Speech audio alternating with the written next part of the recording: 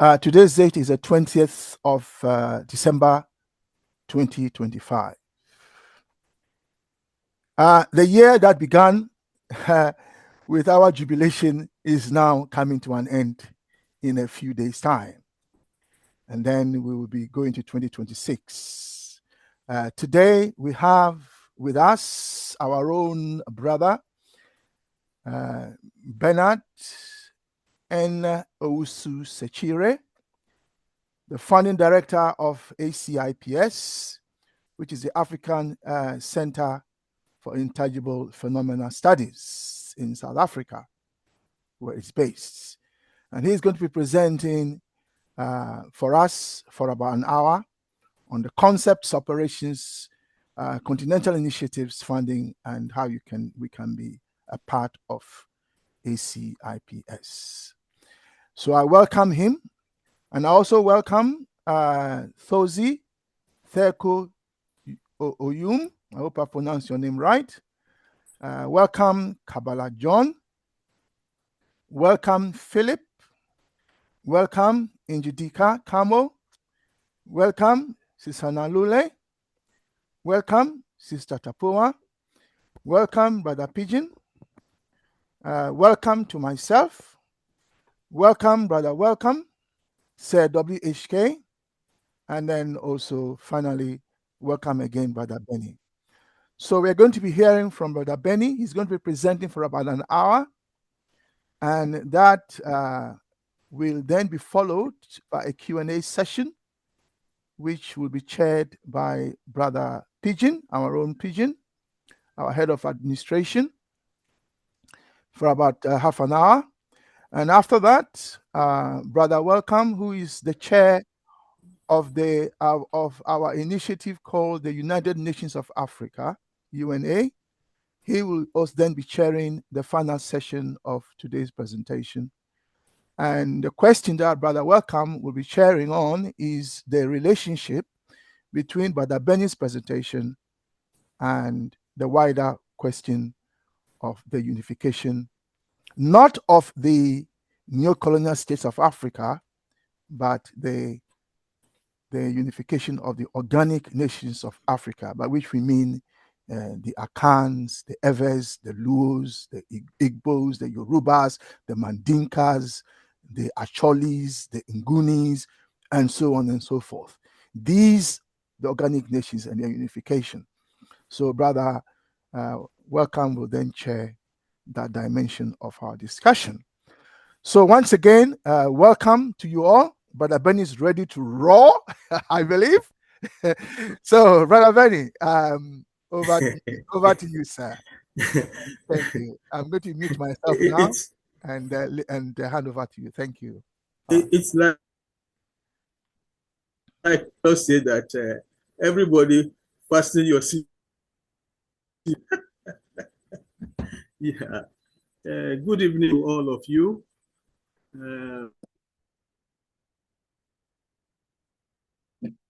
This platform, but today is a bit unique in the sense that I'm presenting an organization that I am leading at the moment, and it is Africa Center for Intangible Phenomena Studies.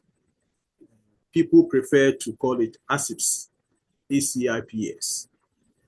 So we are going to look at this newborn institution, which has its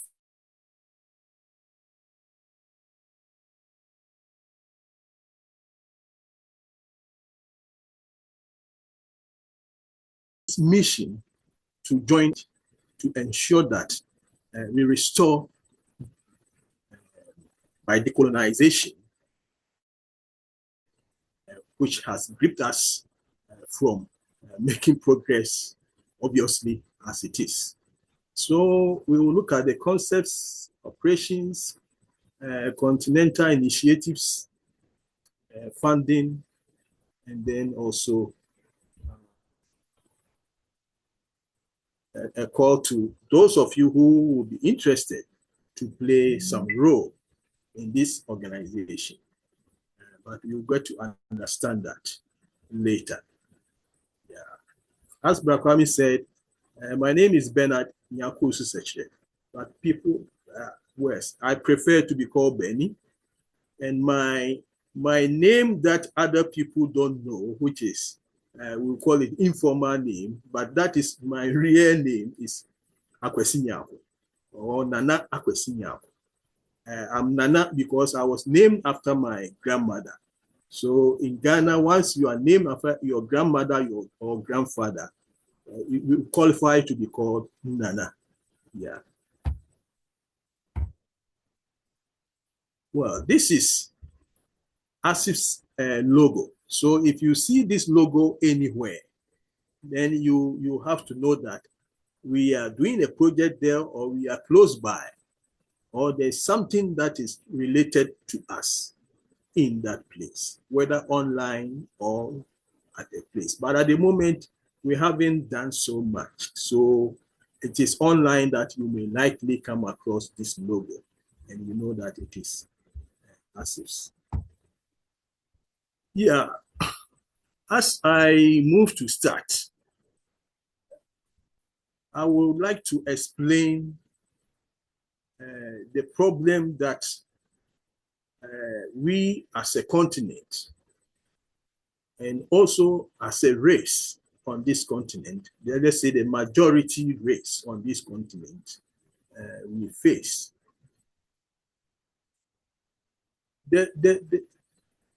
The role of Acips is about knowledge. And what is knowledge? I'm not going to define knowledge, but I want us to look at the location of knowledge and what it has done to the continent, with it or without it. If you look at the diagram that is shown there, you find that there are three, let me say, categories. We start with the sphere of understanding. Then we come to two spheres of knowledge, which is knowledge by transmission and knowledge by our creation. Then we go to the last also category, which has three spheres. The context of social life, our economy and economics, our politics and governance. All these spheres are based on knowledge. Let me put it that way. It means that our existence basically and primarily is about knowledge. Without knowledge, our physical existence may be problematic. And I believe that also, that even in the transcendental way, that means that even without the body, certainly knowledge should apply. And the ancients used to say that when we die, the main thing that we carry away is the knowledge that we have acquired, that no one can take that from us. Yeah, looking at these categories, I will start to explain it this way. Understanding, as Max Neef, an economics, Brazilian economics, explained, is that knowledge does not lead to understanding. And he cited examples of how people of knowledge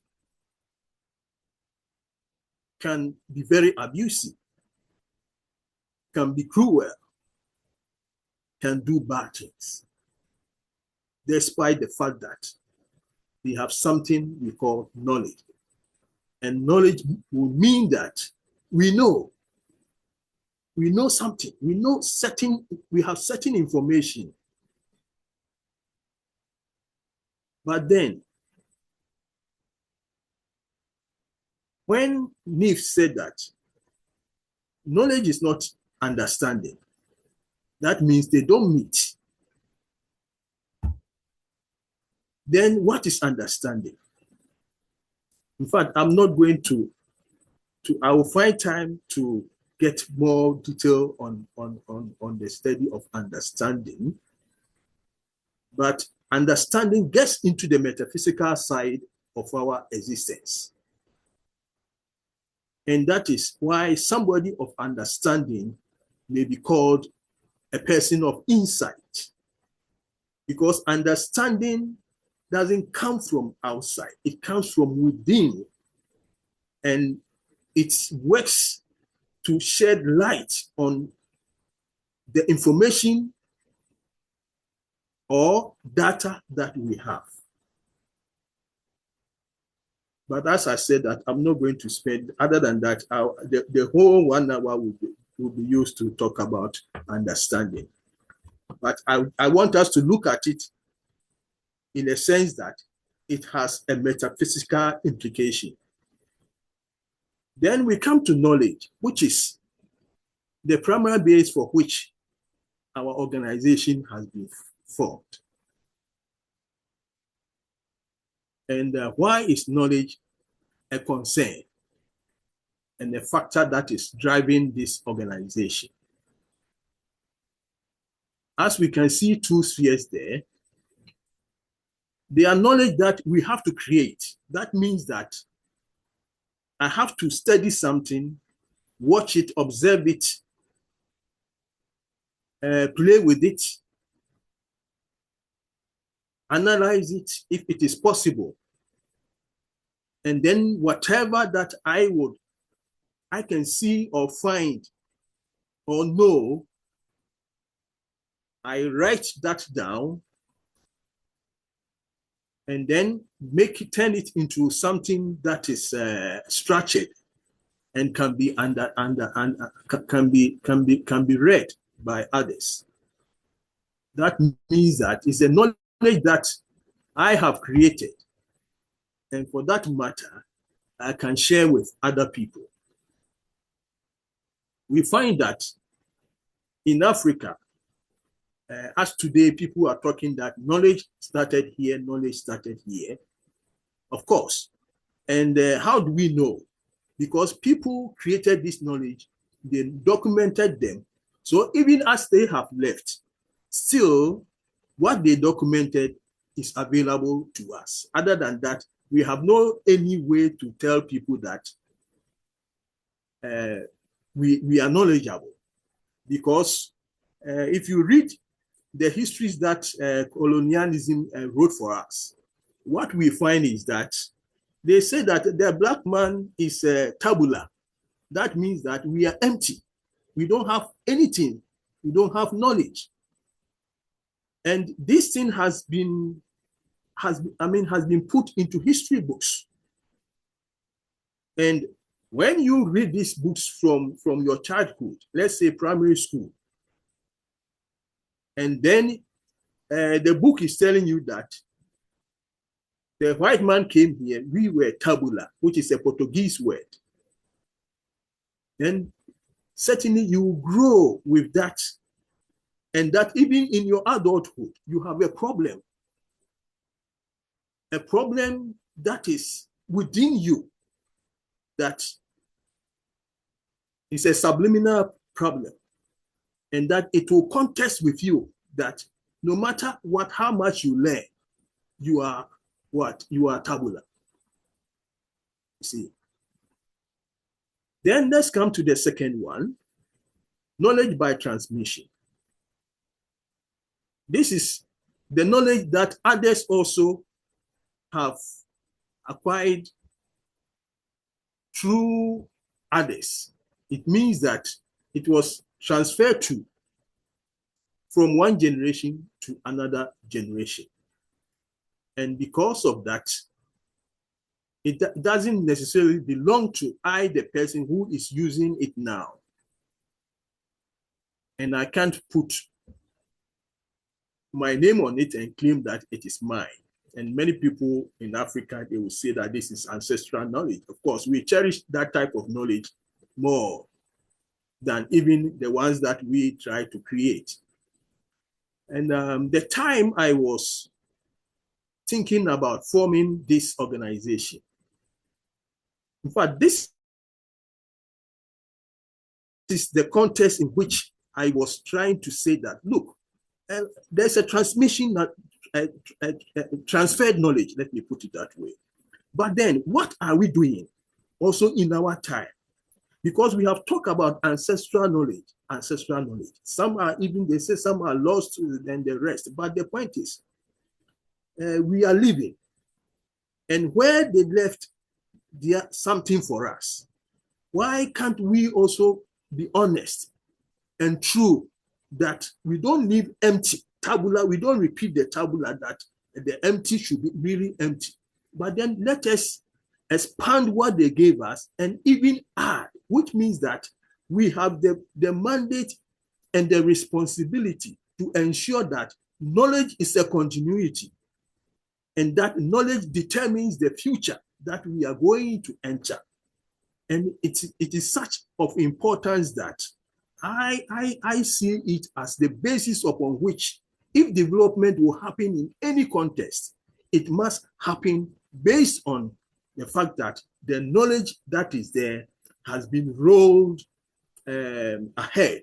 That means that our time, we have looked at, let's say, Sankofa, we have gone back to say that our ancestors' knowledge, it has told us certain things. For example, Proverbs. But then, as we are also in a transition about to live, what are we leaving our children and our grandchildren and posterity? These are the questions that actually initiated this project or this organization. So we must know, and to know, we need to search. We need to ask.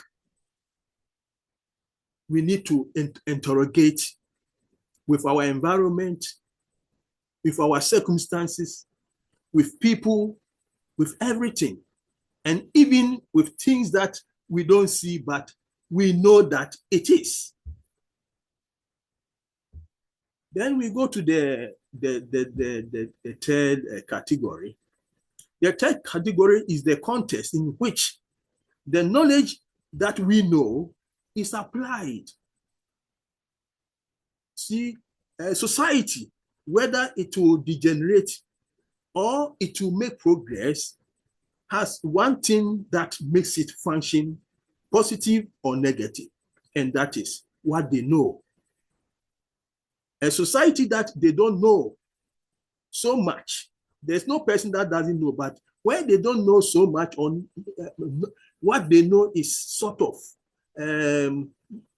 limited, certainly there's a problem. Even language that doesn't have a lot of shades of vocabulary, it becomes a language that is limited. It has to adopt words or vocabulary from other languages in order for it to become, useful. Other than that, it's likely that it may go into extinction because other languages that have more words would have to prevail over that one which is limited. So as a society, it applies the same way that once our knowledge grows, even the way we interpret things changes.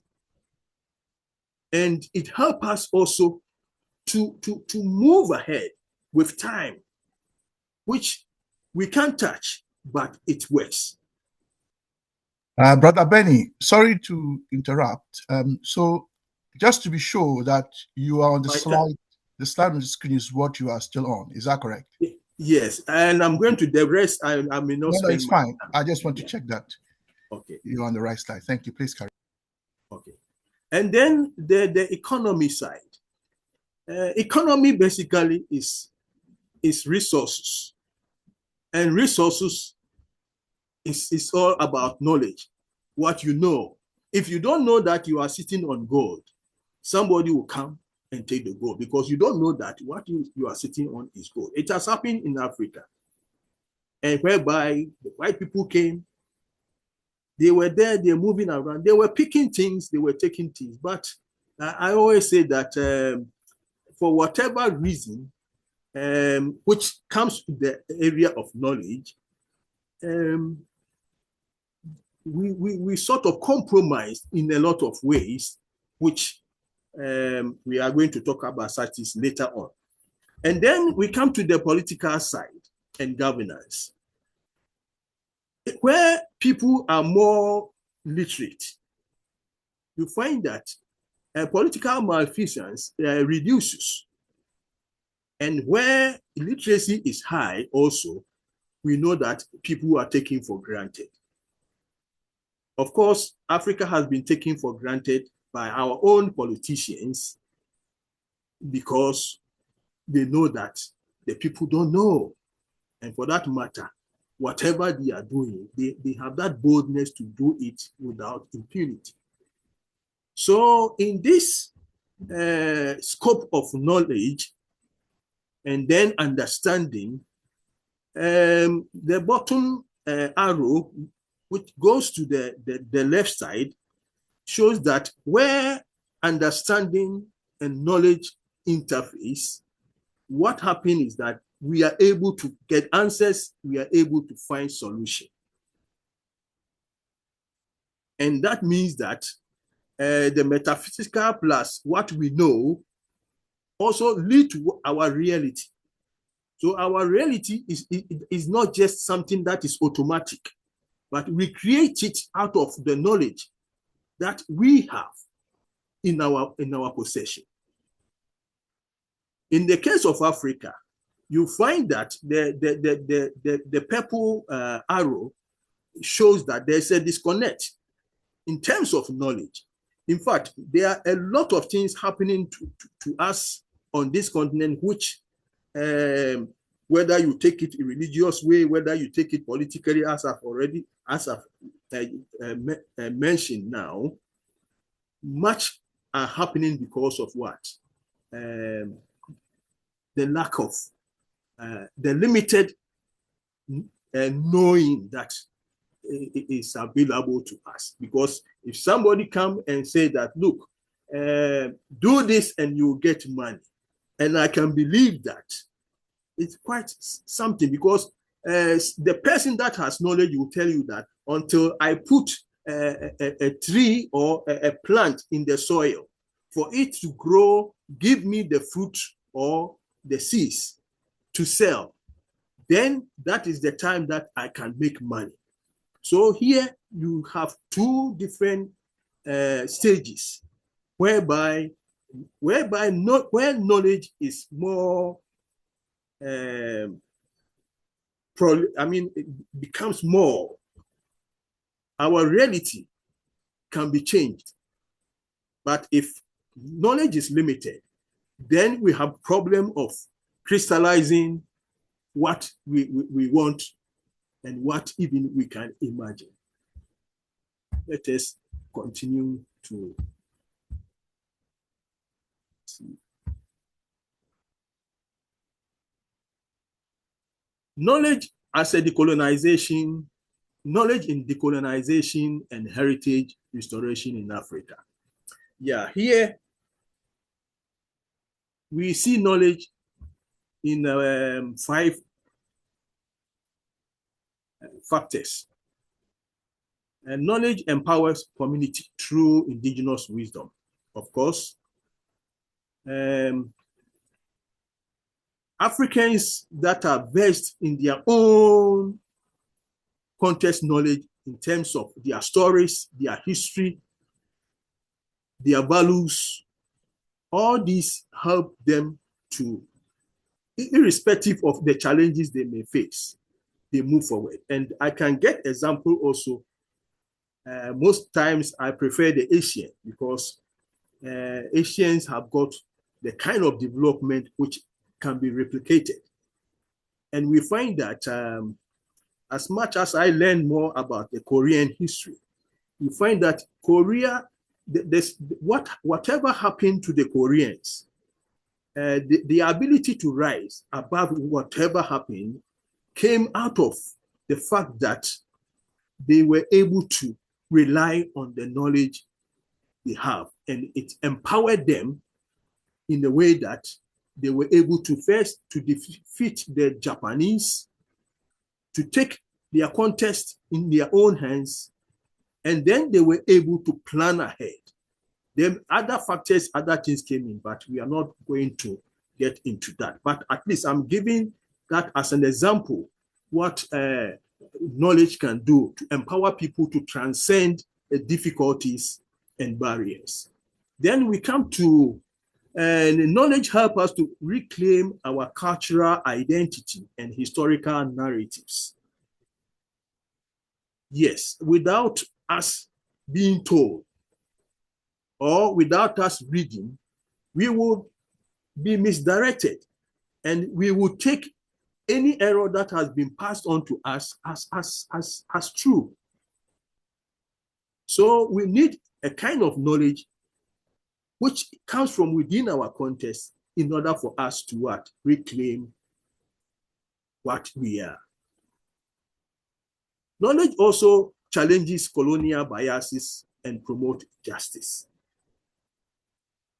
Of course, without knowing about our own histories and the rest, we may have to then surrender to people that will come and tell us that we are not. Knowledge also supports sustainable development rooted in African values. Yeah, every context that achieve development, which means that they are able to move from one stage of their existence to another level, which I would prefer to call that as development. And for that also to happen in any context, you don't need to rely more on imported kind of knowledge, because if you bring a knowledge which is suitable for, let's say, a temperate area in Europe, certainly it may not work in the tropical Africa. Even South Africa, where we also have a temperate climate, but there are other factors, contextual factors. If we are taking the people in the context, for instance, the European people and their behavior and mannerism differ from the majority of Black people also that are in let's say that South Africa here, or Southern Africa, which falls within the temperate zone. Then the last one is transcendental. Transcendental means that knowledge is not only about the physical existence and also about our solar system. We have beyond our solar system, there are other systems, you see, and then also they believe that there are other entities beyond our planet and beyond our atmosphere, which the Dogon, if you know more about the Dogon stories, then you will find that this is what actually the Dogon story tells us. What is Acips then? We are a registered NPO, non-profit organization in South Africa. Our focus is on African spirituality, indigenous knowledge, and metaphysical phenomena. Here, it means that, or what we imply is that there are certain areas which are not of interest to our mainstream academic institutions. And for that matter, these areas also actually impact the African life a lot. So the need to have special institutions to focus on these areas, I think, is important. If actually we have to think about development, we need to look at it in the two ways, which is the seen and the unseen. And then our purpose also is to investigate restore and promote Africa's intangible knowledge system. Of course, at the moment, if you look across the continent, in fact, we are more like, I quite remember one of our ministers at ANC General Secretary talking that when you get to Durban, it's like you are in Bombay. And if you are in Africa too, in fact, it's like you are in the Middle East. You see, because everything that we are doing here is either a culture which has been exported to this side, but as our own way of living has been limited. And for that matter, we also want to promote the ways that will make us be proud of who we are and what we have.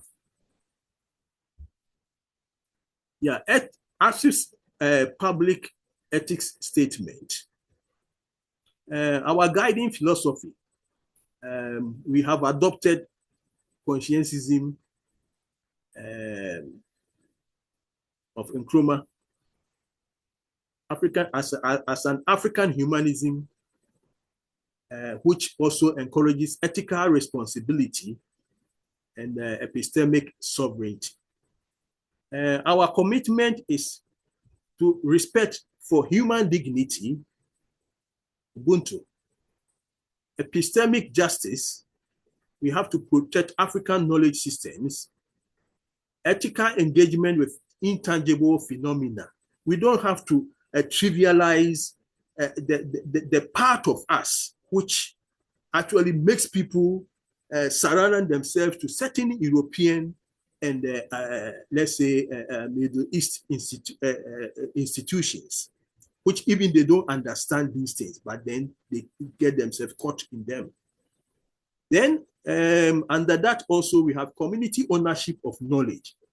Yes, and knowledge should be such that they are not taken away, because knowledge also can be robbed, of course. Integrity and accountability are also enshrined in that. Oversight.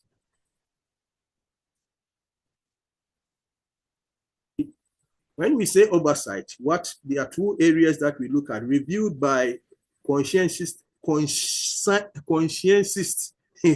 ethics review committee. Here, we want to form a kind of committee from various experts within the decolonization and the other Africanization community, so that some of our research documents, things that have been researched, or when a researcher is about to say that I want to do a research, some of these things we have to look at it and ensure that it is in line with what we actually want to do, that whatever we are studying in African context, we can apply the Western European type of yardstick to our system. Yeah. And where such things should happen, then the mandate should come from the kind of ethics review committee, which will be set soon. Alignment with African-centered ethics. Of course, I think I have already mentioned that.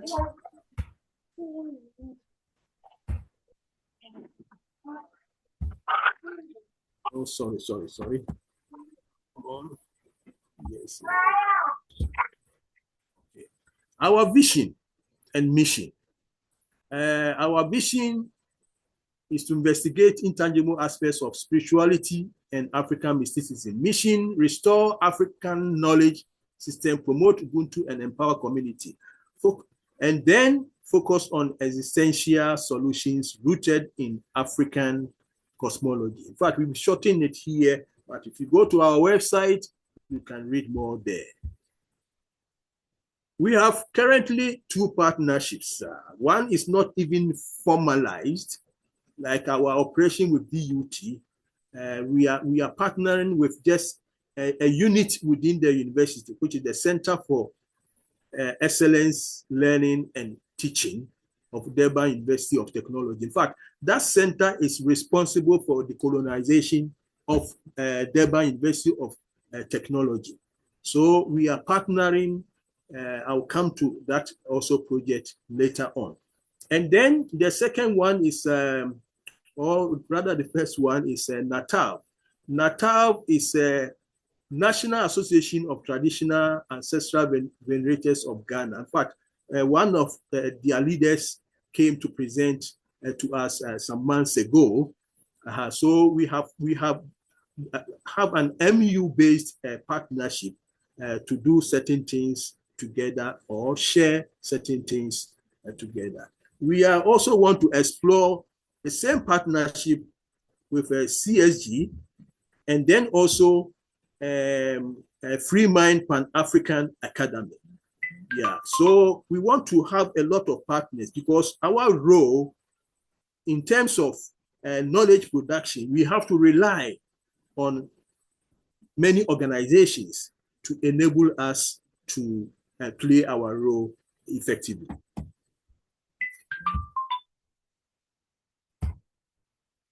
Yeah.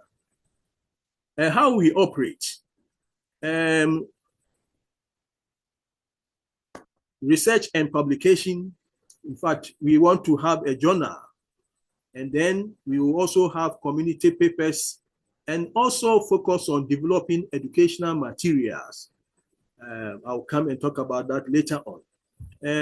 Public events. In fact, at the moment, we've had about 3 workshops, which is the Sacred Dialogue. We are also thinking about expos and seminars. And these are not only South Africa. It can be anywhere on the continent.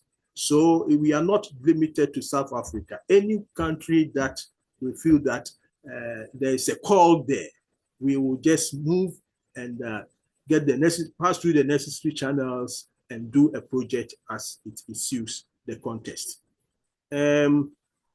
Community engagement. This is a role whereby, you see, when you talk of institution like this, it's more of a higher kind of knowledge types. But we also feel that whatever we are working on or writing must benefit the communities. So the community engagement, there is a coordinator who would have to ensure that things go down to the ground level so that it becomes meaningful and also it makes impact. Then the partnership, as I've mentioned some of them already. Yeah. The inputs and outputs. So as a research organization, certainly we have the research. If you go to our website, we have 2 websites. We have the research side, and then we have also the publication side. We are trying to fuse the 2 together. We are seeing how it will go. The journal to be published is named African Journal for Pan-Vitalism and Social Phenomena. So this is the main journal that we want to publish next year. And for that matter, there is a conference that is coming in April, which we are working on it. And then after that conference, we will launch the first issue of this journal. Yeah, this is how the journal, that is the website of the journal as it is here. And then also the journal may have, maybe people may change the design, but it's going to be something like this, kind of the cover and the rest. So that is it. Acips research areas. Yeah, I've mentioned it already. So metaphysical and African spirituality, ancient literature and human origins. Ancient literature means that we have to go back to some of these materials which people are reading today, but they are written in the different formats. So we need to sort of read some of them to enable today's people to understand them and be able to also to make use of them. And even those that we need to reduce them to the level that schools, primary school children can use them and learn from them. These are the things that we have to do. Because one thing, you see, when these things are not there, somebody bring any book from anywhere, the human curiosity arises, and then they take it and read it and say that, oh, we don't have anything, but here comes the word of God. You see, so certainly we get lost. And then also we look at African cosmology and natural phenomena. Of course, cosmology is well known to us, but at least how do we also extend the cosmology in terms of the world we face now? The interface of our belief, it's not even a belief, the way we see the world, our perspective. So how do we carry it even into this so-called 4IR age or fourth industrial revolution period? And then General Nunaki, extraterrestrial areas, and then other African knowledge systems also. Programs and recent activities. Yes, we have had a sacred dialogue. We were thinking of mindset transformation. Somebody requested for it, but I don't think this next year we are going to see. Community education and public lectures is also come the same way. And then we have had few publications on our website talking about decolonization and also our spirituality. We engage it in an apologetical way, whereby certain concepts, like a God concept, we debate it, and then we don't know whether actually our cosmology speaks of that kind of God in reality, that if an African should talk of, it's his understanding. Does that come in at all?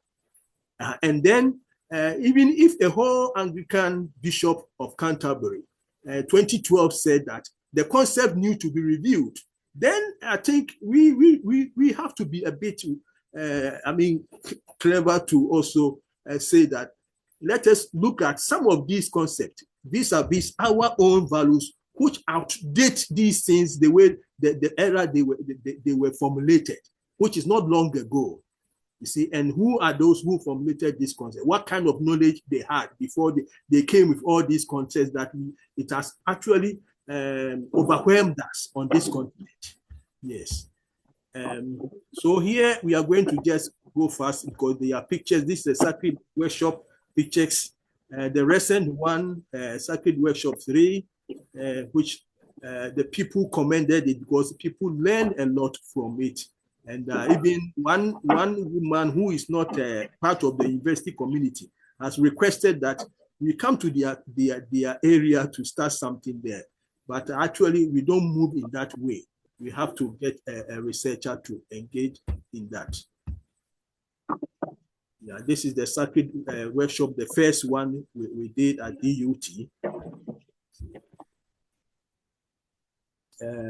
Apart from that also, when we started in March, in fact, I decided to go around SADC to meet some of the institutions, universities, and also look at the context and see how we can map our way through the sub-region of South Africa in particular. This is where our base is at the moment. So you see me in Malawi, here in Malawi, Blantyre, this is the Lake Nyasa. And then here is Mozambique, here is Zambia, and also Zimbabwe. Yeah, this is Zimbabwe. What Acips seek to achieve across Africa. In fact, these are the key things that we will assess our impact annually from year to year. The reclaiming, which I mentioned earlier, then also to strengthen social cohesion through Ubuntu and indigenous values. We are so much fragmented on this continent. That's why it has become difficult for any thought of unity. It has to be, we have to start from this ground of building, increasing cohesion among ourselves of various people groups on the continent, and also as a nationalities or states also. Then we need to empowerment. Yes, most likely the youth are the main target, whereby we have to decolonize and conscientize them with a better identity.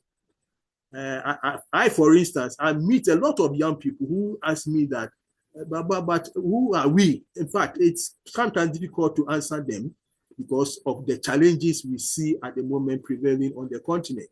And then our influence also has to be measured in the way that we are able to at least influence some of these academic institutions to also alter certain things to make room for African values and systems to also become prominent there.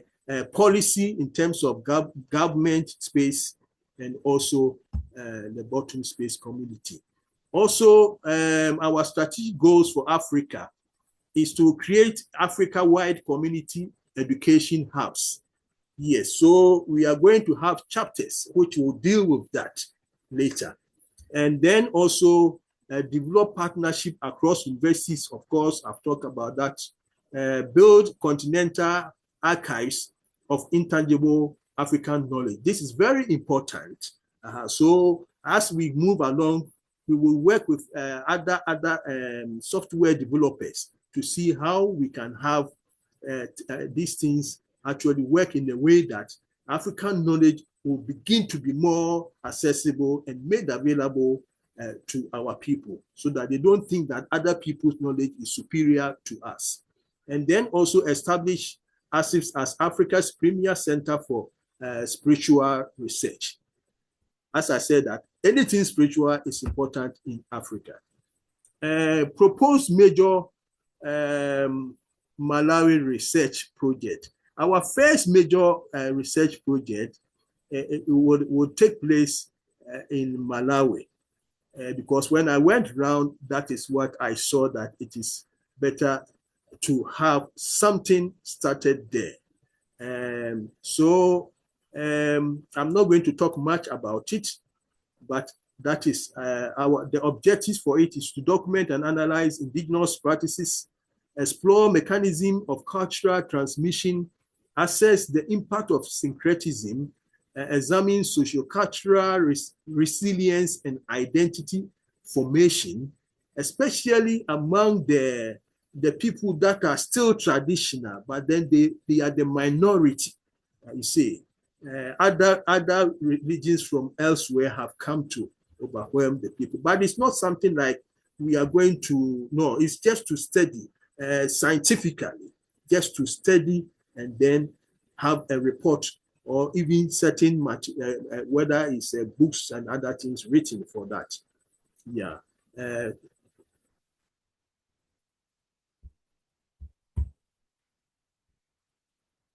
Yeah, on that one, we will need funding also for that.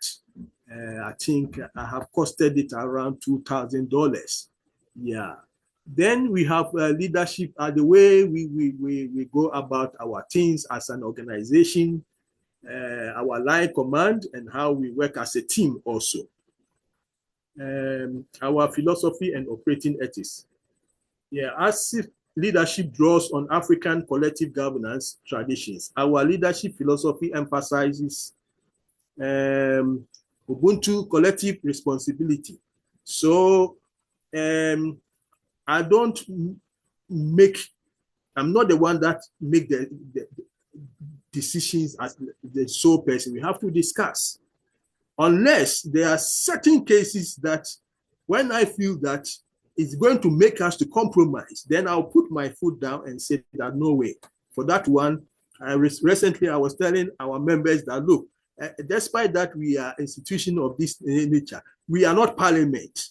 So there are certain things we may have to push because we need to understand the situation we are facing on this continent. And if we want to play, then we are going to get lost and we are going to drown more deeper. So there are times also we need to enforce certain things against maybe the popular opinion. And then also we merit and a spirituality side also. What I would say is that appointments and roles are considered both scholarly and competence and cultural integrity. We don't just take anybody, but we want people that have some experience. At the same time, we also would admit people, we call them mentorship, because let's say that the graduates that have done African studies and the rest, once they come or they have gone through some of these our so-called spiritualist schools, if they want to work with us, what we do is that we put them at the level of mentorship, and then those with experience will be working with them. Then also in the issue of transparency, of course, naturally, as an organization, we may get people to support us financially.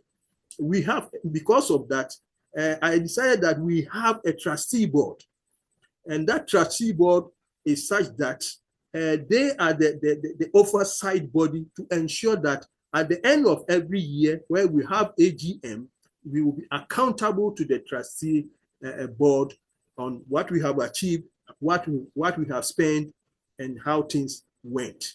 And then they have the mandate also to query everything. Yes. The last thing that is, I talk on the mentorship and capacity building already. Yeah, so this is our organogram. The board of trustees and the funding director work together. At the moment, I have a lot of powers, but when another director comes, the trustee powers will be more stronger than the future director. So that is how the structure is, because now I hold the vision. So I have to ensure that everything fall in place as it has to be, so that the trustees are learning also. And then when I am not there, maybe tomorrow I say I'm tired, I can't, somebody should take over. Then they will be able to ensure that the person meets the very standard which has been laid down. So we have a manager under the director. Our manager now is a retired person, but he's even talking of maybe he wants to sit down because he feels like he's tired. He's a 72-year-old woman. And so we are at the moment sort of not at the manager as such, but we are looking for administrative assistant who will be learning from her so that she can move in when she is. The final day she will say that, look, I am tired, I can't move ahead again. You see, we have instead of accountant, because we can't pay an accountant, we have a finance committee of trustees and then the manager together. You see, so they ensure that whatever is spent, one of them and me, the director, we are the signatories to the account of the organization. In fact, if there's an accountant, I will not come in. It will be the accountant and the and the trustee board member. So certainly in the future, maybe there will be accountant will be in, certainly. I think one of our trustee board members also, he told me that he's a qualified accountant who has worked even in UK firms, you see. So we don't know, he will be useful to us when it comes to issues like auditing and the rest. Yeah. We have also research coordinators. Currently, we have 3 of them: the metaphysical research, community engagement, and then also we have African creative arts research coordinator. Then under the metaphysical research coordinator, we have other researchers who will come and we will call them research fellows, you see. So, and then under community engagement coordinator, he's created a number of social media groups, which he's working with all these groups, especially when we finish the DUT workshop for this year. People suggested that we create room for them to interact with us. So that is also functioning at the moment. Yeah, these are some of our members. But if you go to our website, you will see this, some of the pictures also there, please. Yeah. Apart from the what we call that internal local governance structure. We are going to have a Pan-African structure. The Pan-African structure will set in next year, whereby the director will have oversight of the whole continent. And then we have managers who are, let's say that South Africa one that we started will have a manager. It will be a chapter. You see, if I happen to be in Malawi and I feel that I can start Malawi or I can start Zambia, they become chapters. Somebody is trying to he's talking about maybe it's possible that we are going to have a chapter in Eastern Nigeria, you see. So as the requests come, or we find people that can, have that interest, and we create a chapter in the country, the chapter must have the required structure of a manager and then researchers under the manager. And when they grow, they will have other functions also coming in. So that is how we want to work. Because the kind of activities we are doing, if we will limit ourselves to one country, we will not go far. And the best way is to have chapters all across. Funding and resources. Members, at the moment, in fact, it's the members that give their monies for various things. When I was traveling, as I said, about 4 countries, it's a manager from her own pocket. In fact, he contributed a lot to it. I don't want to mention the money. I was blown that, hey, so people can support, because you see, Africans support churches, but they don't support things like this. But the whole manager, who also is part of the organization, took it upon herself and ensure that I could go around and come back safely. We are also looking at donors, but we haven't yet put in any donor application. In fact, we are looking at UN, and then also any advert that we see and we find that it will not compromise us into something else, we will explore and see. Governmental sources. At the moment, those ones are closed in South Africa here, but certainly after the new year, some will open, and then we are going to see. But in this case, what happened is the government throws an advert that maybe there's a research in this heritage area, or this year, for instance, our theme is in terms of spirituality and environment. So if we see something that we have a researcher that can put in there, then we will go for it. We also want to establish other revenue sources, like farming and creative shops. This has been discussed by the finance committee, but we haven't yet implemented them. So that is one of the major things we will do next year. Funding plans of Acips, grant funding, philanthropy and partnership, dual currency models, revenue generation, endowment targets, and then what else? Any other ones that may show up for us to be interested. But I think we are going to push more for the farming and other things, especially in a place like Malawi, which is easy to invest in Malawi and also export. So it's going to be an area that we are going to make it a very important spot for us within the SADC region, apart from South Africa. Yeah, independent revenue generation using educational projects. In fact, another area that has been considered by us is to have schools. Of course, the schools are so important because our children are going to maybe former, what we call them, mission schools.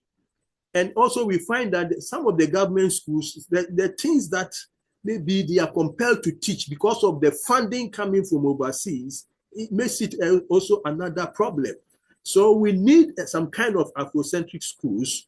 In fact, Ghana also, NATAB have considered a whole educational setup, which I think we will work together with them to plan it so that we can embark on these projects together. So that is how we can work together, and we need other forces also to come. Yes, we are also talking to Pan-African Academy, and certainly they are already in the schools working. So more or less, we are going to work with them and see how they can also assist in terms of if we want to get into school projects, how that would go. Yeah. In fact, we need that because it is the basis that can actually catalyze decolonization very fast. And their examples exist in the Asian world, and that through education, you can transform a whole society easily. Agricultural revenue stream, I've talked about it. Let me just move forward. Yeah, I think I'm at the end now. I'm at the end now. A call to action. VUCA Africa. VUCA means rise up. It's a Nguni word. So we invite people, those who want to join us. We have, if you go to our website, we have opportunities there. If you click on opportunities, it will give you the direction and how to play a role within our organization, whether on full-time or part-time, or just we have what we call Acips wing. You can just be a winger whereby you talk about us, you spread news about us on what we are doing, because all we want to let people become aware and also echo is the fact that Africa must decolonize, you see, and we must also restore our own heritage, and that comes to our dignity. You see, without our heritage and also holding the mind of other people, we would actually not be regarded as a serious people on this planet. So we need partners. Yes, we need partners in research, in the education projects we are talking about, and also in the community projects that some of our researchers may have to roll out later on as we enter the coming Western New Year. Yes, we also have our own New Year, which is September of every year, the African New Year. So we will try that in the coming year. We are going to use that as the year of accountability, so that around this period, even as people are enjoying, it will not be an enjoyment period for us. Then also you have to support us, support the development of youth empowerment initiatives. That the youth are the most important for us, and we feel that the future, if we can have anything, a change and transformation, it depends on what we put into our youth.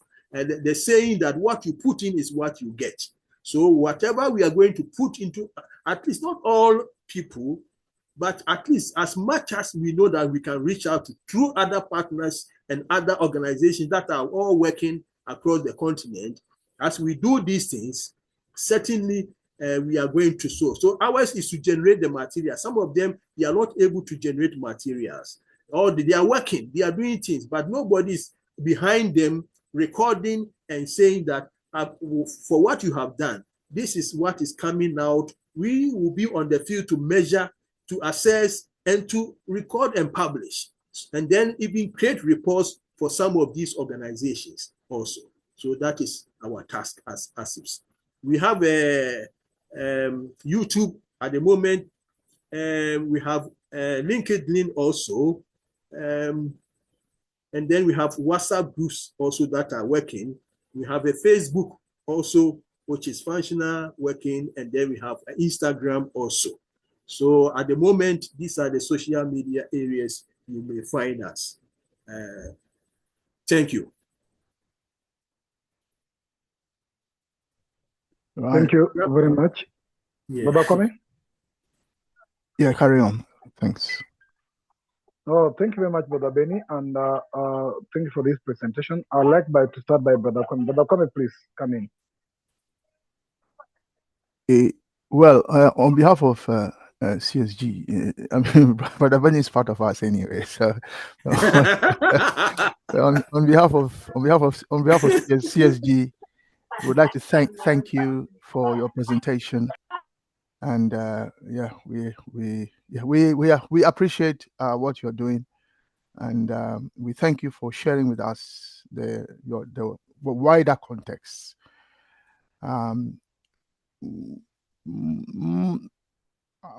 I would reserve my questions for now and hear from the wider audience first, if that's okay. Thanks. Okay. Thank you, Brother Kwame. Any audience? Commending us. Yeah. Any person who has a question, let your hand be up, please, because I'll be taking them in a row. Maybe 2, 2, 2, 2, or 3, 3. Anybody with a question?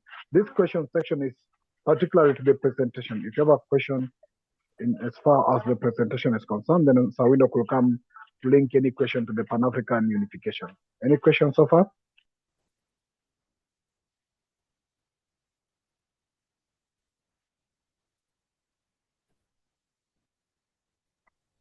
Any questions? I'll be taking the last round for questions. Then I'll allow Brother Windhoek to come in. Any questions?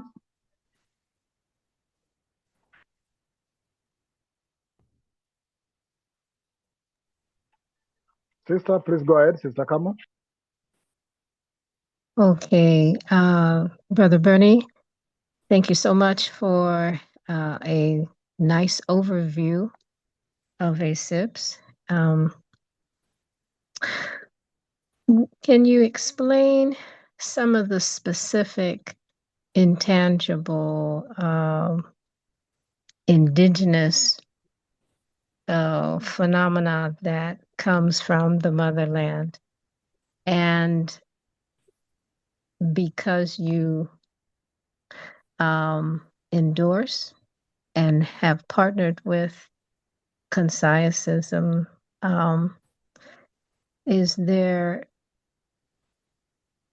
alignment? I guess there's alignment with this intangible indigenous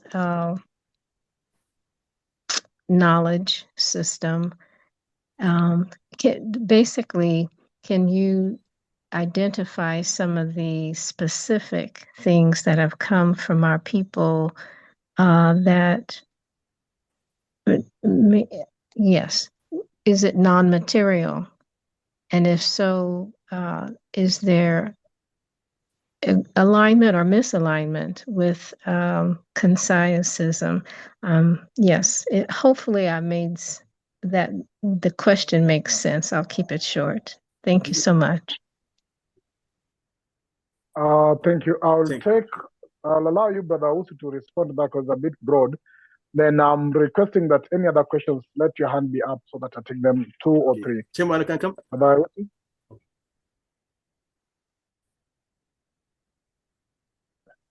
Brother Usu, please go ahead. Respond to Sister Kama. I can answer. Okay. Yeah, if you look at intangible phenomena, in fact, UN defined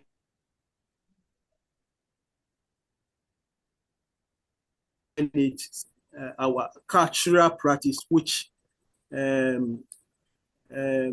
instance, you take like dancing, some aspect of our values. All these things come under, because they are not easily scientifically measured, you see. But we are trying to find another way to also say that we have our own way we look at these things. And for that one, as Africans, what the Europeans say that we can't measure this, I know that we can measure whatever we want to measure. And these are some of the things that,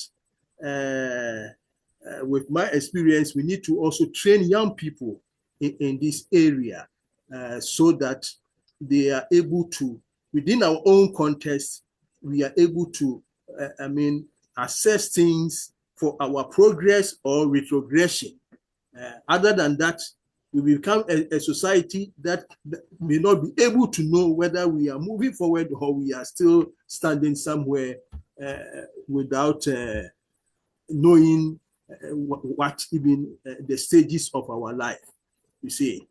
So I would say that African science is different from Western science because Western science deal with reductionism, which I have talked about. If you go to our YouTube, one of our first presentation at UT, I talk about that.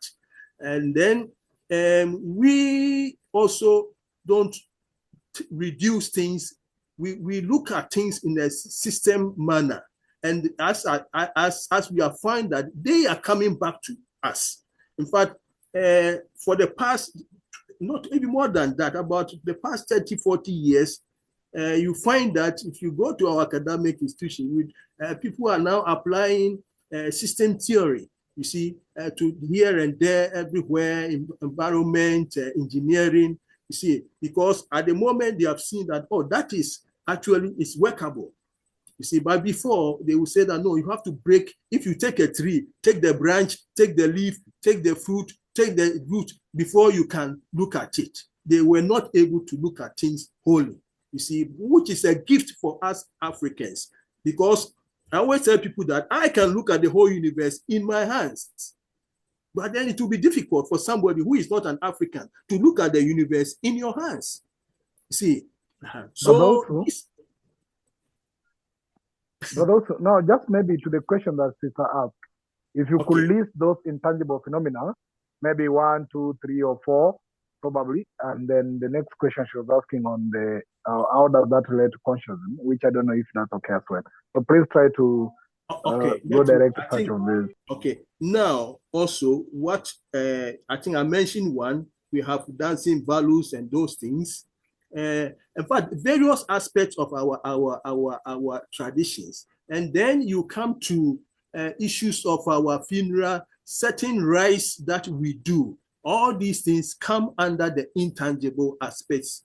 We have witchcraft issues, which people can say that somebody is a witchcraft, but then it goes to court, and court say that no, how do we prove this?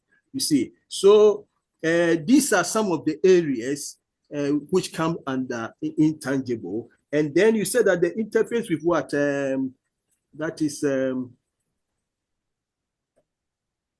Chairman, the last one. She was asking whether how do that relates to consciousness, which I don't know if it's clear. But yes, in fact, as we all have been students in the consciousness room, we find that amazingly, I don't. Sometimes I get excited when I'm talking about it, because this is a book that espouses the fact that it is a scientific document, but then it takes the metaphysical, and then it takes the material and the physical. You see, so because of that, I even decided that, look, that book will have to, conscientism becomes our basic analysis model, because it is completely like that. And for that matter, conscientism rather has given us the ground actually to operate effectively. That is how I will put it, because it enables us to be able to analyze our African world in far better way than maybe other textbooks and other concepts and theories would allow us to do. No, thank you. Thank you, Brother Benny, for that. Yeah. I know your thoughts on consciousness. Yeah, Brother Kwame will come in. So thank you for that. Just a moment. I have even done, in fact, I have done all the materials required, even that which will guide our researchers. You see, it all comes from the conscientism book that we are using.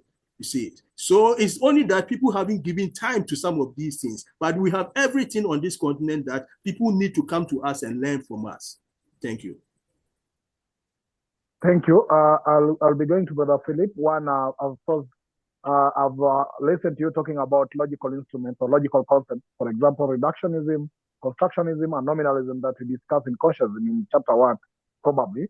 I've also listened to you talking about intangible. Does the intangible equate to subtle instrument that Nkrumah talks of subtle instrument? can you consider those intangible being fertile, or what is the definition of intangible? And maybe let me listen to what Brother Philip asked, then I'll come back to you. So let Brother Philip also ask his question. Brother Philip? Sorry, Brother Philip, can you hold on? Brother Pigeon. Yes. As Brother Benny was not in the class with us when we talked about some of the specific terminology, it may be slightly unfair to ask him to relate to them, if you see what I mean. So what I would say is that some of the questions and the specific terminologies you are using, if it's okay with Brother Benny, I can come in if he wants me to, that is, and expound on what he's saying. Thank you. Thank you, Brother Pigeon. And sorry, Brother Philip, you may proceed here. No, thank you, Brother Kone, for that. So let me take from Brother Philip. Then if Brother Benny wish, you do the first part, and then he does the second part, okay. But that will be up to Brother Benny, who is the presenter. Brother Philip? Hi, good evening, and thank you for the presentation. I think probably it's we're looking at a voluntary organization. That was my sense. Or are there professional aspects of it as well? That's my question. Please come again, your question. Yeah, I'm sorry. I got a sense that it was largely, a lot of work has gone into it, but I got a sense that it was largely a voluntary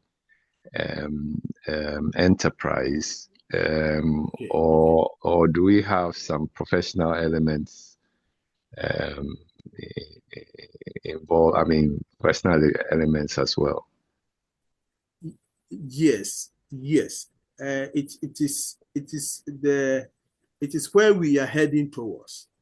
Okay.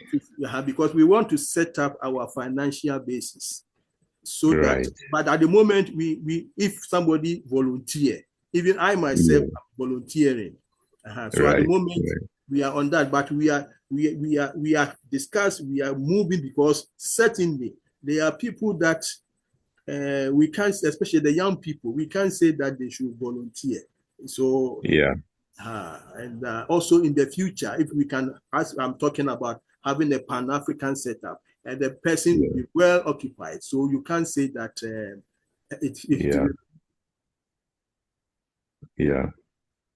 Thank you. Can I, Brother Pigeon, with your permission, can I come in? Brother Philip, your question. Yes. Thank you. Your question wasn't very clear to me. A voluntary organization can also be a professional organization. Just because it's voluntary doesn't mean it's not professional. So, for instance, ACIPS has professionals in them, but Benny himself is a professional. The ACIPS, from what he has presented, is registered as a non-profit organization. Therefore, if you want to say what organization is it, it's an NPO. It's a non-professional organization, well, non-voluntary, non-profit organization. So there are organizations that are profit organizations, meaning that their purpose in life is to make profit. And then there are non-profit organizations, which means that their purpose in life, yes, they will make money, but that is not why they exist. They exist, for example, in ACIPS's context, to advance all the kind of things he's talked about in the context of intangible phenomena. I think from listening to what you are saying, I think you are asking, does it have paid members of staff? That's what I'm getting from your question. So that is even a voluntary organization sometimes does have paid members of staff, whose job is to run the organization, and even non-voluntary organizations sometimes also have voluntary members of staff. So I thought I should clarify those things. Yes, that's good. Thank you. Thank you, Brother. Also, back to you. Do you wish, Brother Kwame, to try to bring some of the terms that I was raising to your presentation at this particular moment? And I'll take Brother and Datema for a question as well. So then from there, I will transition to Brother Window. Yes, Brother Usu? yes. Let the professor speak, please.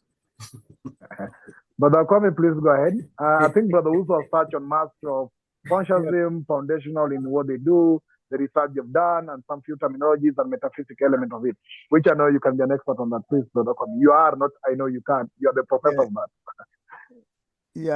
Yeah, just a quick one. Brother Benny, what Brother Pigeon talked about, subtlety, something subtle, is what you are calling also intangible, because something that is subtle, meaning it's not necessarily visible in itself. So the example you gave in terms of values, yes, you can call that an intangible. And then the example we discussed in the class, you remember the one that the sister talked about, the cocoa farm, where you share the proceeds into three parts. Abusa also, that in itself also is a value system. That's an example. So when Tisanjidika asks, well, can you relate ACIPS to systems on the continent? Yes, that's an example. And ACIPS can take that as a value system. Am I making sense? Yes. Yeah. Yes. Okay. Thank you. Brother Kwame?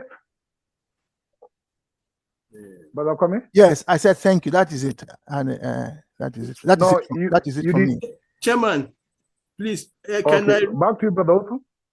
Yeah, you see, the UNESCO define intangible as a cultural heritage, as a framework on intangible cultural heritage as non-material dimensions of development and non-physical drivers of social cohesion. See, please, were I clear? Did you hear me? Yes. So, but Benny, can I take it in from a different perspective? That is, so what it is saying is that when you see a phenomenon expressed in the physical realm, by which we mean in the human sphere that you can see and touch and so on, that thing is actually has its origin in that which you cannot see. Now, the word matter itself, sometimes people don't quite understand it when we say matter. They think that when we say matter, we mean things that can be touched, can be seen, can be heard, and so on and so forth. But actually, a large part of matter can't be seen and can't be heard, and so on. And those dimensions of matter are also materialists, and so so when I'm listening to your presentation about intangibles, so I am understanding it to mean that you are drawing our attention to those aspects of matter or of our material existence that can't necessarily be heard, be seen, and so on. Now, my great grandmother, I can't hear her voice right now. Yeah, I can't hear her voice. But if I go to a medium on the continent somewhere, my great grandmother can be summoned, her spirit, and she can talk to me. So through that medium, which is, if you like, something that we can touch, she can speak to me. There's an example in the Bible, those of you who know the Bible, where Saul went to speak to Samuel through a medium, and she's called, I don't know if it's a witch she was called, but she was able to invoke the spirit of Samuel from wherever Samuel was, I don't know, and Samuel came up with gray hair, and then he was able to ask Samuel questions. Samuel answered the question. These things still exist on our continent. In fact, the brother who you remember you brought, Brother Samoa, who came here, he has given us evidence of such things still on the continent, and has invited any of us here when we are in Ghana to contact him, he will take us to these places where you can interact with intangible phenomena. Thank you. Thank you for the comment. Due to time, let me take Elder Mafole. Then I'll ask Sawindog to get ready so that he can take the next part of this.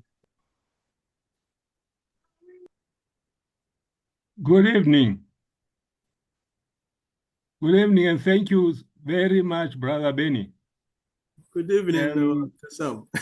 Acips is actually something I've been looking for, something I've been waiting for. So I hope we will be able to get your contact details here before we leave, so that we can chat outside of here. But I would like to know, what are the possibilities? What is the conference in April about, and how do people join the conference? What's happening there? I would be very interested, because I've been doing a lot of work. I've done a lot of work on unlocking Ubuntu, on decoloniality, and also on education, on decoloniality education. Yes. I've developed a number of models that would help, because we currently are still having a challenge with applying Ubuntu. We talk about it, we are aware of its benefits, but how to actually put it into practice is still a challenge. Some researchers, Mukhuzo, says that Ubuntu is under siege. So we need to rescue Ubuntu before we can use it, even though there's so much benefit we can get out of it. So I'm excited myself, but I'm just wondering, even in view of the last comments and input by Brother Kwame, are we restricted to intangibles? Maybe I'm asking a rhetorical question, because as his Brother Kwame said, all the material things that we see here that are tangible and observable come from the unobservable. And part of my work is to illustrate how the intangible from the quantum physics stuff and the neuroscientists, how those get converted into real-time reality. So, but then the about the conference, thank you very much. I'm excited. Bro Pigeon, I've sent the link to you. If you can post it, because I'm not on the listing, so I can't. Let me see. But if you can post it there for me, the link to where they will see the conference information in the WhatsApp. You put it in the message place for me. And then you can also put my number there. My number is, I think he will put it here. Let me see. Okay, let me see. Yeah, any other question, please?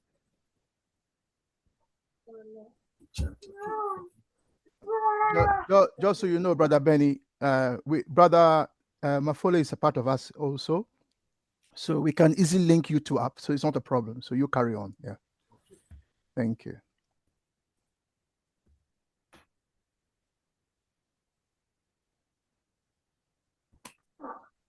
Now, I will go to Sawindog to take up from here. Sawindog, please come in. It's 3 minutes past half. Sawindog? Yes, Brother Pigeon. I'm here. I'm all ears. But I'm lost in this soup. This soup is just too thick.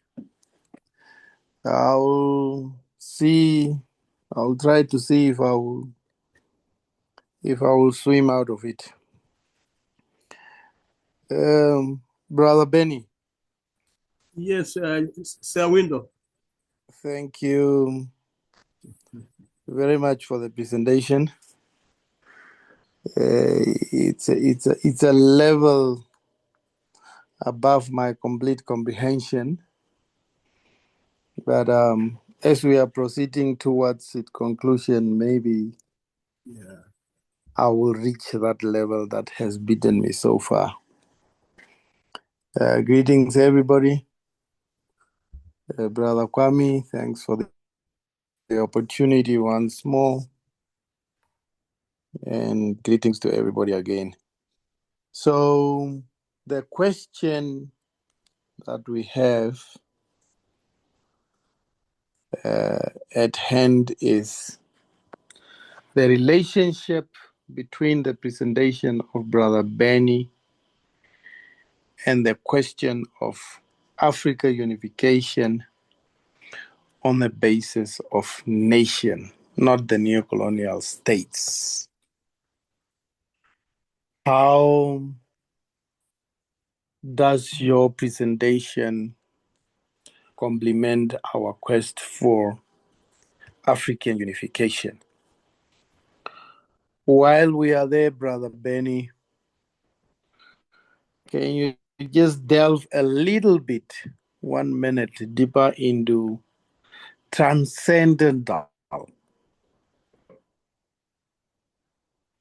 And did I hear Tate Mafule right when he said intangibles emanates from the tangibles, Brother Kwame? No. Brother Mafole is still here. I'm here. No. The other way around. The tangibles emanate from the intangibles. Okay. Thank you. So your question is specifically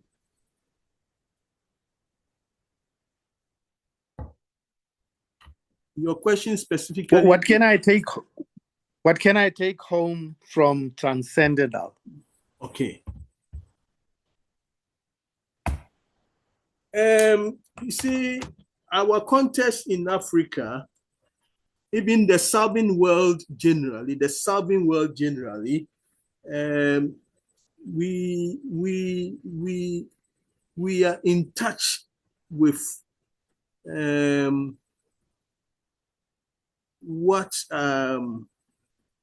as I would say, as normal human beings, the way we need to understand ourselves as not just a kind of a body, but even as I'm talking, I'm conscious of something of myself. You see, this aspect of us, recently in one of our workshops, it is surfaced that in our universities, which are designed after Western kind of perspective, everything is about the body, but the other aspect of it, which makes it able to speak and make you able to think and reason and even do certain things that we will say that is unique. These are not believed even in I have done theology also, and it was very sad that those who actually composed the theologies, some of them didn't believe that spirit is real. They thought that the human being is just a body, you see. So this is the case that this kind of teachings have been imposed on us, you see, and we have seen for the past 200 years that actually we are not making a headway in the human sense as we should, because of the kind of things we see. Of course, people are building across the continent and goes, but it's not all that which makes development or progress to be assessed. So now, for us to move forward, we need also to be able to locate that aspect of us which also emanates through our cosmology. Because if, look, I've been to farm before, and before the old man would say that let us start weeding, we even talk to trees and say that we are going to cut you, please allow us. You see, we talk to the bush because there's something which we don't see, we don't hear whether they respond to us or not, but it is something that we know that it is. You see, so these are the areas that today the Western way of looking at the world in a mechanistic only has created much problem, whereby we have environmental degradation and the emphasis on individual comfort at the expense of so many things. And this comfort doesn't have anything real for your intangible side. It is just to have your stomach filled every evening. But then what happened? We even get sick. You see, so this kind of philosophy and also this kind of looking at life has been imposed on us, whether we like it or not. And we have seen the cost it has brought to us. Let me say, today, a doctor may diagnose you and know that you don't need operation, but he will say that you need operation. Why? Because he wants you to what? He wants to hack into your let's say medical aid and buy a new car the next day. I mean, look at this kind of society we are in, that now if I'm even going to a doctor, as black as he's like me, but I have a fear. Why? Because anything can happen. So these people are not looking at life in the cosmological order. Because if we look at life in that way, which also comes to the fact of transcendence, then we become accountable. You see, we become responsible. And then the Ubuntu come to play. Then we also link it then to what we have always been, for the past months, we have been going through this in the book, Conscientism book, of course. So we need to see that how do we turn around to actually value what is not there, you see, and that is something that we, those that have seen it, we don't need anybody's permission. We just have to do it, and then get our people to also support, so that we are able to get over some of these unnecessary things. Sometimes they bring a whole lot of questions as to who we are, especially when we look at, I mean, whether you look at Arab, you look at those of you who are living in Europe, and then you come even down here also, and then you find that you and this person, I mean, you find that you are somebody, but then why they want to look at you on the basis of what do we call it, of material, of material. And last week we were talking about what was it, if I can remember. If I don't remember, we will leave it. See, the level at which we were talking about this dollar issue, whereby a rural person who has got land, has got trees, has got sheep, has got goat, has got cow, is still called poor person. I mean, how do we accept this kind of definition? You see, so unless we write, unless we confront, unless we contest some of these things, it's just a kind of a stereotype which is aimed to keep what they have, the error in us, down there at the bottom. But then we also need to make the effort that for we, the older people, in fact, we are already finished, but the children and the grandchildren coming, we need to put in the structures which actually would not make us see, by the next 25 years, we will not see Africa in this kind of way. Yeah.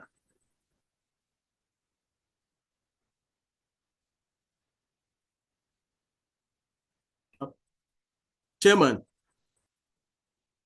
Hello. Brother Benny. Yes. Okay. So knowledge does not. While you are there, did you conclude? Did you conclude? Yeah. The matter is, you're talking about the transcendence. The transcendence is what I've explained, that You see, it's not something you can just isolate. You can't isolate, because that is why we Africans, we look at things holistically as a system. I can't say that, let's say that I come to your village.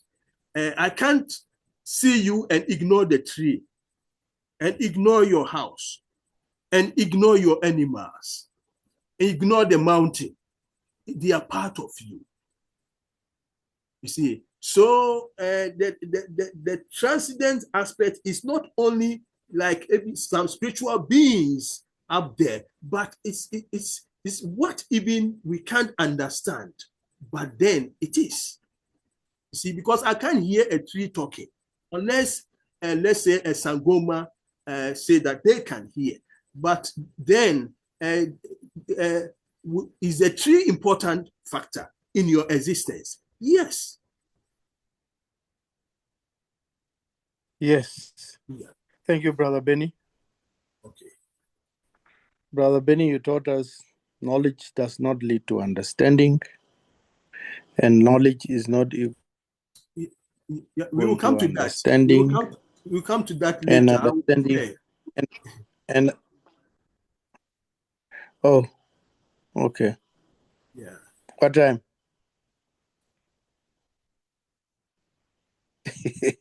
When, Brother Benny? Yes. Brother Benny? Yes, Window. I'm listening, please. Can you hear me? Yes, when I is can later? hear you very well. Okay. Well, when? Brother Kwame and Brother Pigeon will decide. But let me prepare. When I prepare and finish, I will let them know, because let me prepare first, and then I will let them know. Okay. One of the Saturdays. Okay. Okay. Yeah, just for interest sake, Brother Benny, you said one cannot hear a tree talking. But in Namibia around April, a highway was being constructed in the middle of Windhoek's location, Karatura. By the time they had to come fell a certain tree where the highway would have passed, suddenly the tree was talking. I'm so and so and so buried at this place. Don't remove that tree. If you remove that tree, you remove me. The whole of Katutura transcended to that scene. Unfortunately, I was not there. But from so many accounts, the tree was indeed talking. So, yes. Be that as it may, Brother Kwame, do you have a small comment on transcendence? If not, so yeah, thank you, brother Welcome. So, Brother Winuk, so the presentation in this session, thank you, was meant to draw our attention to the relationship between the presentation, which was on intangibles, in fact, the whole organization, and what it's doing, and the unification of Africa.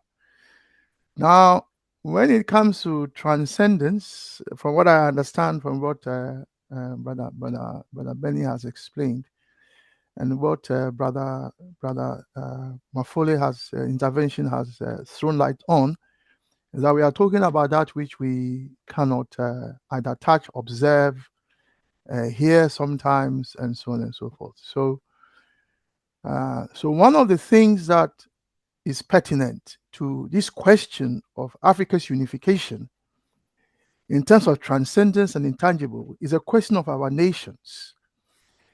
The imposition of the neo-colonial, now used to be colonial, now neo-colonial borders on the nations of Africa has constrained them. Some of them have become emaciated and silenced and humiliated, and in some cases have been muted for hundreds of years now, especially post 1884, when the criminals sat together in a conference somewhere outside the continent and decided to divide the continent. Now, the division of the continent was imposed on the indigenous organic nations of the continent. And so I suppose I am saying that some of their intangibles, like their value system, their languages. How many African languages are official languages in any country? There are a few countries where the national language is their indigenous language, like in Rwanda. In Rwanda's official language is the Rwandese language. So those who speak English are few and far between, and most of them are sometimes in private schools. So when you hear the president of Rwanda speaking, he's an exception. The ordinary Uganda doesn't speak like that. The ordinary Rwandese don't speak like that. And in any case, when you hear people speak very good English in Rwanda, you know they live in Uganda, because that's where they've come from. Whether the person is a shoe shine person, shine shoes on the street, the moment they open their mouth and they are speaking English, you can see this guy never grew up here. So I am saying that these cultural values and systems and norms, even sometimes the language itself, became an intangible. And I think from what I am hearing from what Brother Benny is sharing with us, he's asking us to look at the question of how we can sometimes even if I can use the word tangerize, make them tangible aspects of our lives. And one of the dimensions of our lives on the continent that falls into this category has been brought to our attention, for those of you reading the chat, by our sister Tapua, who says, and I read, Nkrumah says that moving forward, Africa must harmonize the three religions. This means that alienated traditional African beliefs must be espoused, taught, acknowledged, and given the space that it was and has been denied. If you ask me, Sir Windhoek, that is what we are hearing from Brother Benny. He is asking us to do exactly what Sister Tapua has put in the chat, that our traditional beliefs and systems must be espoused, taught, and acknowledged. And I think that is what ACIPS is saying is doing, in which case we have an interest in what ACIPS is doing, because it's going to help us, at least from the consensus point of view, to espouse, teach, and acknowledge, and give space for us to talk about it. And that brings me to my final point about spirituality. And the reality is that our spiritualities sometimes are in conflict. Sometimes they even fight at the fundamental level. I'm talking about the spirituality Brother Kwame, of Islam. Brother Kwame, Yes. can I interject and say, hold spirituality for a minute? Okay. And let me give Brother Coco. Your hand has been up for some time. Yes. What's your comment? Thank you, my brother. Thank you, Brother Benny, for a brilliant presentation. I apologize, I was late, but from the comments I've been hearing, it's been rich, it's been indigenous, it's been who we are as African people. So really, I would like to congratulate you to that. For that, I'll pick it on the recording. If I have further comments, I'll come back. I just have two comments here to add to strengthen your case and also to strengthen Brother Kwame's case. And also your case, Sir Windhoek. There is a group in Kenya. They learned to communicate with trees. They learned to communicate with plants. What Kwame said that they were driven underground because of colonization.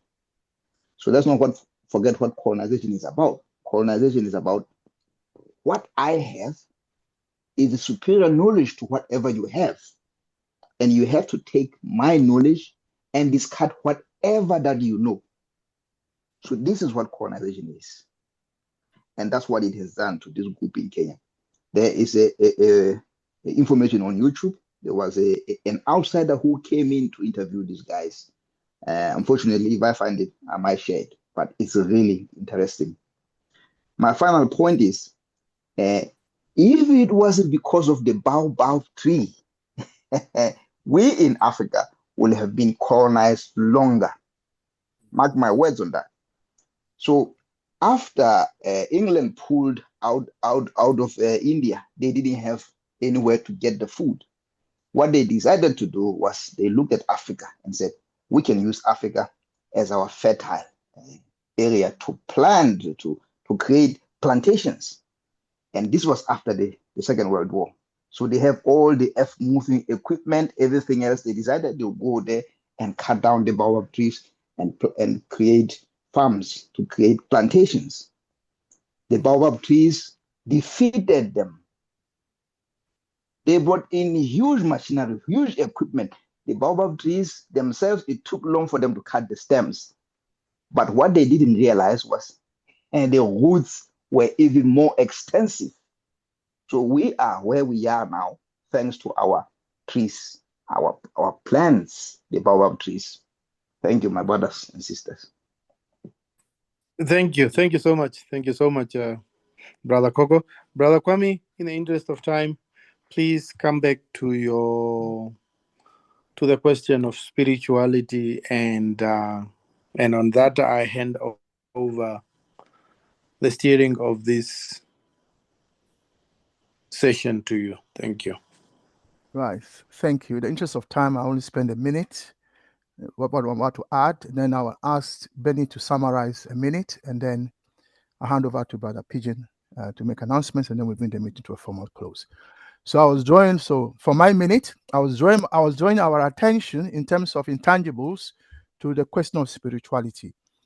The spirituality of Islamic Africa, the spirituality of Euro-Christian Africa, and the spirituality of the traditional Africa, part of which we've heard from Brother Koko and others in terms of trees talking, and so on and so forth. Those are spiritualities, and therefore they are intangibles. And I am saying that sometimes these spiritualities can have conflict between them.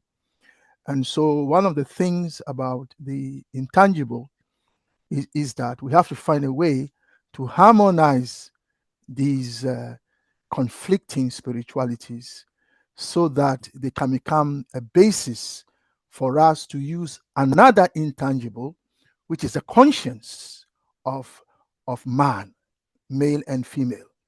Because the conscience, which is an intangible, is uniform across all individuals and across societies. So it's possible to invoke that intangible to harmonize conflicting spiritualities. I'll pause there. Brother Benny, your final comments. Yeah, my final comment is that let us all contribute our part in what will enable us to reach out to our youth, create this, restore systems, and also reform our education system. Where we can't actually get the government to do it, let us create our private ones and then get a stream of students through that one who will become the leaders of the future. And we need that at the moment urgently. And there's no time to delay. So Acips is ready to also partner those who can do anything, whether writing. We want people to write, and we put them on our side, because one thing, I've seen a lot of African spirituality and cultural materials which are published by theological institutions journal, and then it raises a lot of questions, because then they will ask you to go and edit and edit and edit. So at the end of the day, what you want to raise is not there again. So this, our publishing site, we are going to get ISB number for it, and also DOI later on, so that every document there that it becomes valid and legitimate and useful for references also. Thank you. Thank you, Brother Benny. In other words, we are going to be indulged. So, so the nations of Africa, the organic nations, please be ready to be listened to. We are ready to listen to everything you have to say. You will not be censured or sanctioned or whatever, and so that we can begin to breathe and come back to life. And when we unite the nations can come into their own. And beyond the new colonial state. Thank you, Benny, for such a wonderful presentation. On behalf of everyone here, I thank you. Let's our final announcements from Brother Pigeon. Thank you. Thank you, Brother Kwame and Brother Benny and Brother Window, and to all members who have contributed to this conversation. It's been a conversation we postponed some time back, and now we have it. Probably it marks a conversation to those who are celebrating the Christmas, as we are trying to harmonize the three strands. We really appreciate this, and we wish you a good holiday as you move to one strand of the celebration. And to those whose strands might be coming next year or any other time, we want to thank you as well. And to those whose years still not coming to an end, we'll still have a conversation. So I have shared all our recording as we always do. They are on our YouTube channel. I'll keep sharing of this week, probably before any time of this week. But we are having our Thursday class without a post. Those who wish to exercise their holiday is okay, but to those who don't do so, please come and join us on a Thursday. And also Saturday, we'll have a conversation back to the unification of Africa bit, as we'll try to complete some other things, which will actually make it clear to the members before that day on the key topics. But as we've known, we are almost ending the year, the so-called Gregorian or whatever calendar, in a unification African mood, and we hope 2026 probably will be ready to start see tangible inputs. I want to appreciate all of you for the period of the times, the minutes, the bundles, the everything else you've spent for a lot of this time. And brother, also thank you very much for what you've done to us. To come in, Chairman, your contribution and everything else. Yes. Chairman, please, just one thing. Sister Jidika, also, you put a comment that I said that you say Akom and Yoruba. Please, any research is done, but any researcher who comes with a proposal is allowed to go in. The organization doesn't say that do this, but researchers come with the proposals, and then they can go and do their investigation. Thank you. That's all. Just a response to her. Yeah. Thank you. Thank you. To anybody who want Brother Ousu's contact, get in touch with me via WhatsApp. I'll share them directly. Now, having said that, Brother Kwame, do you have anything else to say so far? Because I think this is the end of our session for today. No, we've said it all. Yeah, nothing else to add. Thank you. Okay, bye-bye for now, and let's meet again on, there's a Monday review of the book, we do review, and there's also the coming Thursday and the Saturday. So that, then we bring the meeting to an end. Back to you, Brother Kwame, to end our meeting.